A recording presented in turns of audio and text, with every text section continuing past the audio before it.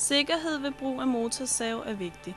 Denne film giver dig en enkel indføring i sikker håndtering samt vedligeholdelse af stil motorsav. Du får også at se, hvor vigtigt det er at anvende rigtig sikkerhedsbeklædning, før man går i gang med arbejdet.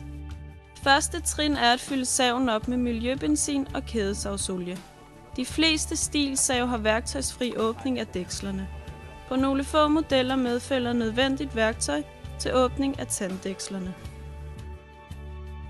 Det er vigtigt at bruge miljøbenzin, der er specielt udviklet til motorsave, og kædesavsolie, som kan købes hos de nærmeste stilfaghandel.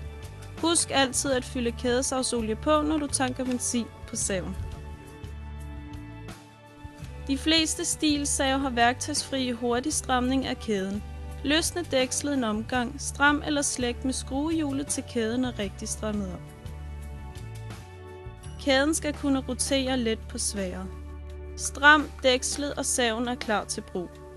Save, hvor der skal bruges værktøj, er det nødvendigt at løsne dækslet med den medfølgende kombinøgle. Stram kæden ved hjælp af strammeskruen. Placeringen af denne skrue kan være forskellig fra model til model. Se efter i instruktionsbogen til den aktuelle savmodel. Stram dækslet og tjek, at kæden er rigtig strammet op. Den vigtigste sikkerhedsdetalje på saven er kædebremsen. Når kædebremsen aktiveres, som f.eks. ved kast, stopper kæden på en brøkdel af et sekund, og man undgår farlige situationer. Træk kædebremsen tilbage, og saven er klar til brug.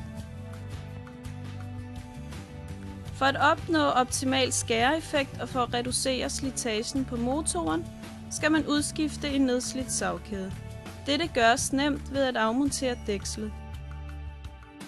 Tag den gamle kæde af, på med den nye kæde og skru dækslet på igen.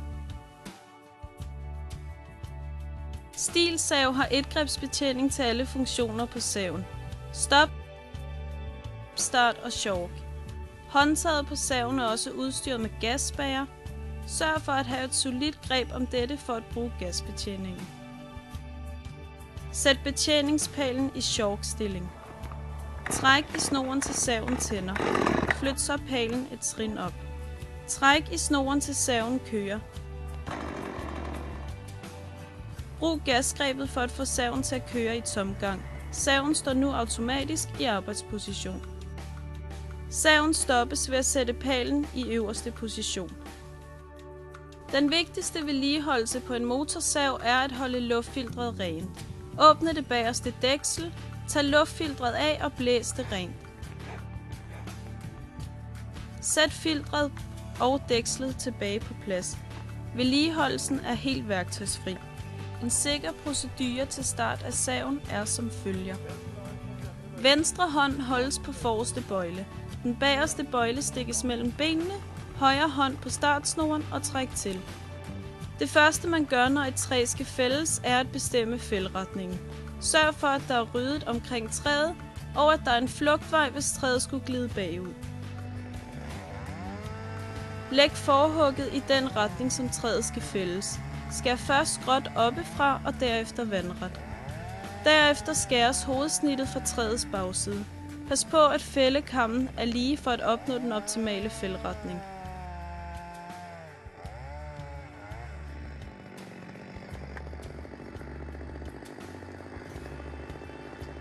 På lidt større træer bør man benytte fældejern eller fældekile.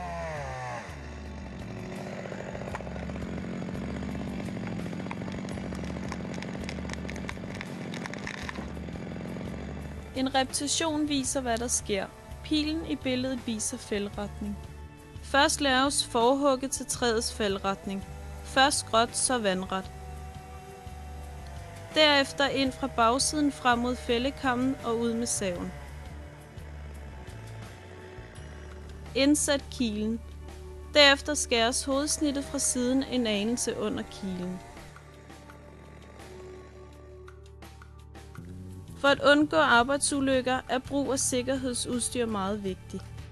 Fuld udrustning består af støvler, bukser, jakke, handsker og hjelm med høreværn og visir. Dette er en billig forsikring, hvis der skulle opstå et uheld.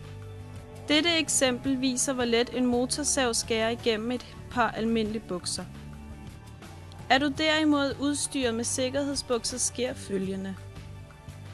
Savkæden stoppes umiddelbart af indlægget i sikkerhedsbukser, når du undgår alvorlige skader. STIL anbefaler derfor alle brugere af motorsav til at investere i sikkerhedsudstyr for at være på den sikre side, uanset hvad du bruger saven til.